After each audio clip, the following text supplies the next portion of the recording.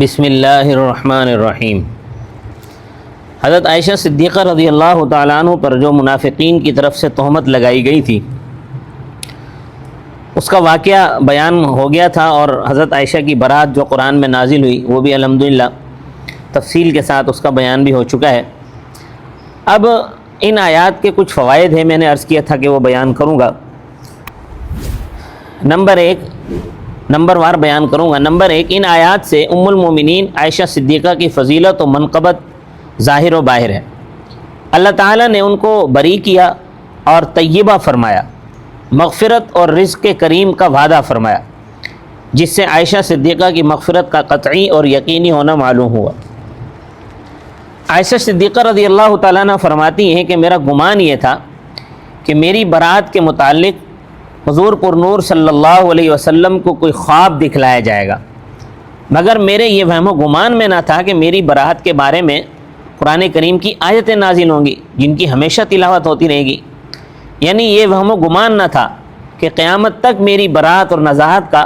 مسجدوں، محرابوں اور ممبروں اور خلوت خانوں میں اعلان ہوتا رہے گا۔ 10 آیتیں برات کے بارے میں نازل ہوئیں، اور 10 کا عدد کامل ہے۔ تلک عشرۃ کاملہ، مطلب یہ ہے کہ مریم صدیقہ کی طرح عائشہ صدیقہ کی طہارت و نزاہت بھی بے مثال ہے اور حد کمال کو پہنچی ہوئی ہے۔ اس طہارت و نزاہت کا اعلان بھی حد کمال کو پہنچا ہوا ہے کہ جو قیامت تک جاری رہے گا۔ یہی وجہ ہے کہ جب مستح کی والدہ نے مستح کو برا بھلا کہا تو عائشہ صدیقہ نے مستح کو منع کیا کہ مستح کو برا نہ کہو، کیونکہ مستح مہاجرین اولین میں سے ہیں اور اہل بدر میں سے ہیں۔ یہ پہلا فائدہ ہوا۔ دوسرا فائدہ، وَلَا يَأْتَلِ أُولُو الْفَضْلِ مِنْكُمْ، یہاں سے لے کے آخری آیت تک، آیت کے آخر تک صدیق اکبر کی فضیلت صاف روشن ہے۔ خدا جس کو صاحب فضل فرمائے اس کے فضل و کمال میں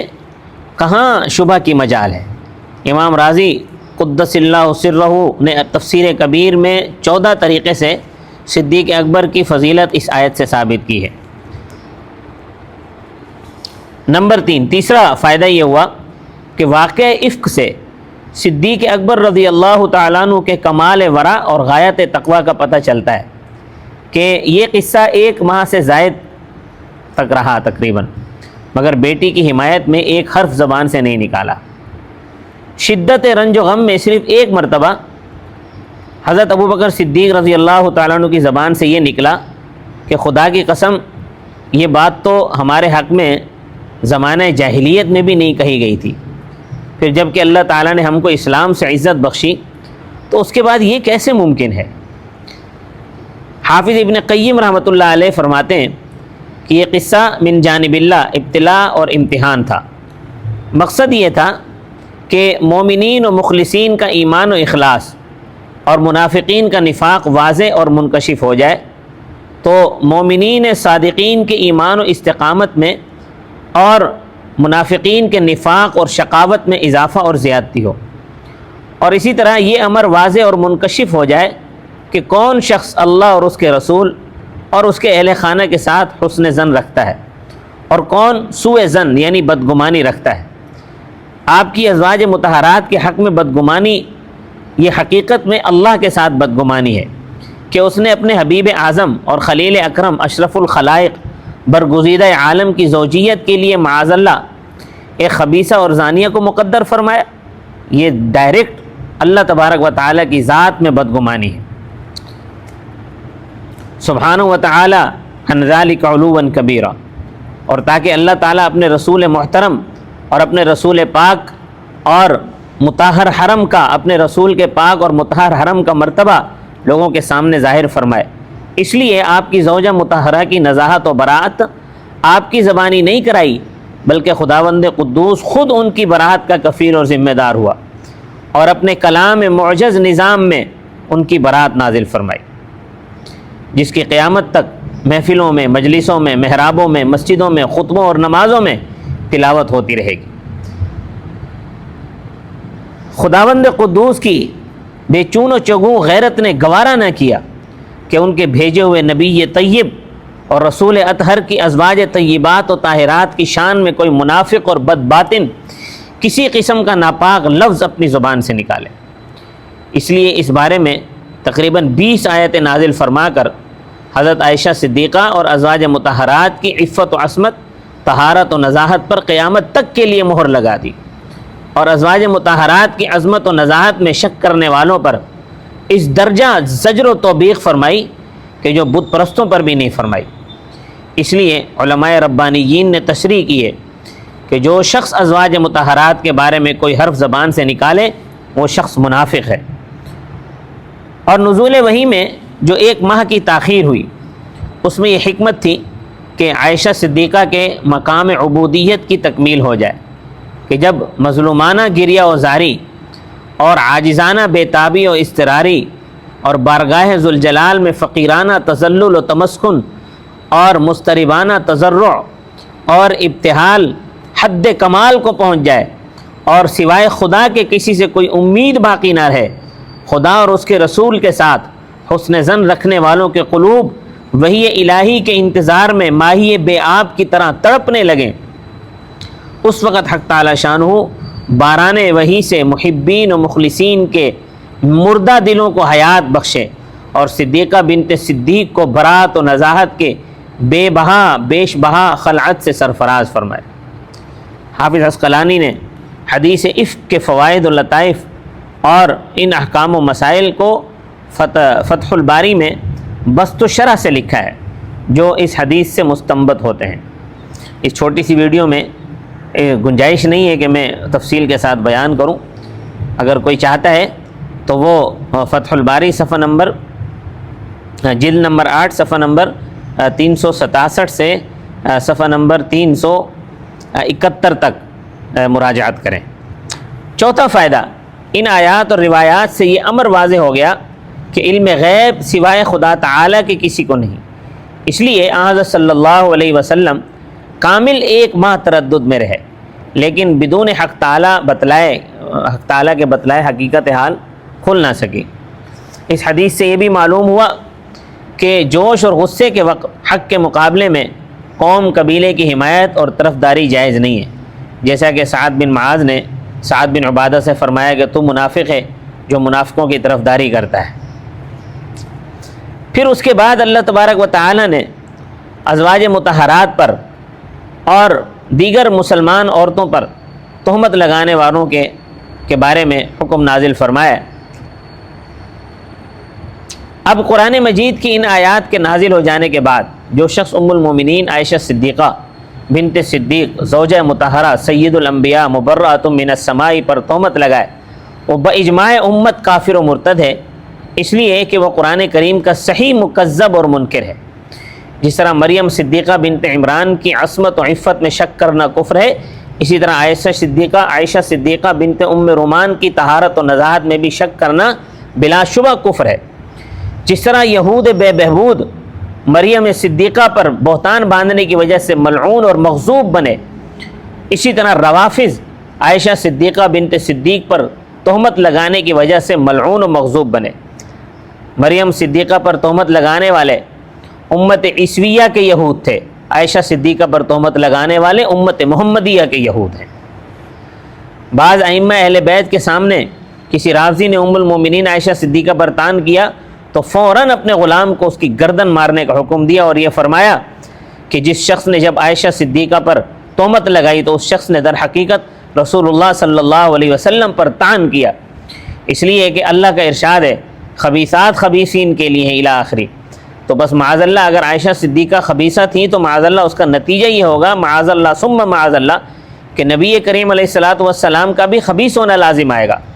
اور جو رسول اللہ صلی اللہ علیہ وسلم کو اس طرح کہے وہ بلا شبہ کافر ہے اور قابل گردن زدنی ہے۔ اس ارشاد کے بعد اس رافضی کی گردن ماری گئی، اور وہ فرماتے ہیں کہ میں اس وقت حاضر تھا جب کہ اس رافضی کی گردن ماری گئی۔ اس طرح حسن بن زید کے سامنے عراق کے ایک شخص نے ام المومنین عائشہ صدیقہ کی شان میں بیہودہ کلمہ کہا، اسی وقت حضرت حسن زید اٹھے اور ایک ڈنڈا اس کے سر پر اس زور سے مارا کہ اس کا بھیجا نکل گیا اور وہ ختم ہو گیا۔ اسی طرح دوسری ازواج مطہرات کے بارے میں بدگمانی کرنے والا بھی کافر اور واجب القتل ہے، جیسا کہ رسول اللہ صلی اللہ علیہ وسلم کے ایک خطبے سے واضح ہے کہ آپ صلی اللہ علیہ وسلم نے برسر ممبر یہ ارشاد فرمایا یا معشر المسلمین من یعذرنی من رجل قد بلغنی اذاہ فی اہل بیتی، اے گروہ مسلمین کون ہے جو میری اس شخص کے مقابلے میں مدد کرے جس نے مجھ کو میرے اہل خانہ کے بارے میں تکلیف پہنچائی۔ تو اس سے ظاہر ہے کہ جو شخص آپ صلی اللہ علیہ وسلم کے اہل خانہ میں سے کسی کے حق میں، خواہ وہ عائشہ ہوں یا دوسری ازواج مطہرات میں سے کوئی اور زوجہ مطہرہ ہوں، اس قسم کا کوئی ناپاک لفظ زبان سے نکالے، وہ آپ صلی اللہ علیہ وسلم کے لیے باعث ایذا اور تکلیف دہ ہے۔ اور جو شخص اللہ کے رسول کو ایذا پہنچائے وہ شخص بلا شک و ریب کافر ہے، جیسا کہ قرآن کریم میں اللہ تبارک و تعالی نے فرمایا ان الذین یؤذون اللہ ورسولہ لعنہم اللہ فی الدنیا والآخرۃ وأعد لهم عذابا مہینا۔ یہ آیت جو ہے یہاں تک ہے ملعونین اینما ثقفوا اخذوا وقتلوا تقتیلا۔ چنانچہ آپ صلی اللہ علیہ وسلم کی یہ فرماتے ہیں کہ کون ہے جو میری اس شخص کے مقابلے میں مدد کرے جس نے مجھ کو اور میرے اہل بیت اور اہل خانہ کے بارے میں ایذا پہنچائی ہے۔ سعد بن معاذ رضی اللہ تعالیٰ عنہ کھڑے ہو گئے کہ یا رسول اللہ ہم اس کے قتل کے لیے دل و جان سے حاضر ہیں۔ اسی وجہ سے حضرات اہل علم کا اس بات پر اتفاق ہے کہ اگر کوئی رسول اللہ صلی اللہ علیہ وسلم کی اہلیہ زوجہ ازواج مطہرات پر یا عام مسلمانوں کی بیویوں پر تہمت لگائے، جو رسول اللہ صلی اللہ علیہ وسلم کی ازواج پر تہمت لگائے وہ کافر اور مرتد ہے، اور جو عام مسلمانوں کی بیویوں پر تہمت لگائے وہ فاسق و فاجر ہے، اور جو خبیث اپنی خباثت سے رسول اللہ صلی اللہ علیہ وسلم کی ازواج مطہرات پر تہمت لگائے وہ بلا شبہ مرتد اور کافر ہے، کیونکہ حق تعالی شانہ نے آپ صلی اللہ علیہ وسلم کی بیویوں کو قرآن کریم میں امہات المومنین تمام مسلمانوں کی مائیں فرمایا النبی اولا بالمؤمنین من انفسہم وازواجہ امہاتہم، نبی اہل ایمان کے ساتھ ان کی جان سے زیادہ قریب ہے اور نبی کی بیویاں اہل ایمان کی مائیں ہیں۔ تو کیا خداوند قدوس معاذ اللہ کسی زانیہ اور فاجرہ کو اس عظیم الشان لقب سے اپنے کلام قدیم میں سرفراز فرما سکتا ہے؟ ابن عباس رضی اللہ تعالیٰ عنہ کو قول ہے کہ کسی بھی نبی کی بیوی نے کبھی زنا نہیں کیا۔